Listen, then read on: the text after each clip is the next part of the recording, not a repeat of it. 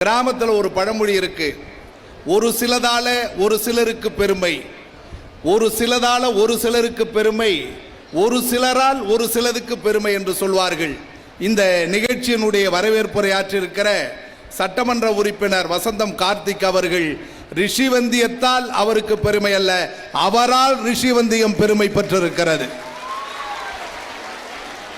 இதுவும் பத்தாது, ஒரு சட்டமன்ற உறுப்பினர் உங்களை நாடி, உங்களை தேடி அழைத்து, செவிக்கு விருந்து கொடுத்து, வயிற்றுக்கு விருந்து கொடுத்து, உங்கள் வாழ்க்கைக்கு வழிகாட்டுகிற சட்டமன்ற உறுப்பினருக்கு கைத்தட்டுதல் என்பது இது பற்றாது. நாம் எல்லோரும் நன்றி உணர்ச்சி உள்ளவர்கள்.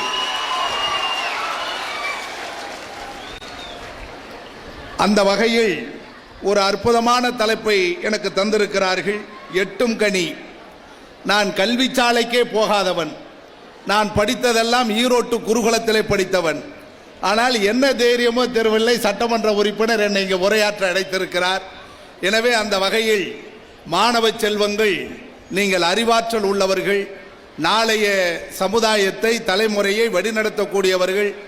ரிஷிவந்தியம் தொகுதியில் ஏறத்தாழ 16 அல்லது 18 மேல்நிலை பள்ளியை சார்ந்த ஆண் பெண் இருந்த இருபாலர் செல்வங்கள் வந்திருக்கிறீர்கள்.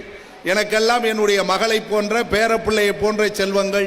எனக்கு இருக்கிற கவலையெல்லாம் நாளைய சமுதாயத்தை, நாளைய திராவிட தமிழினத்தை, நாளைய மானுட சமுதாயத்தை வழிநடத்தக்கூடிய ஆற்றலாளர்களை ரிஷிவந்தியத்திலே பார்க்கிறேன்.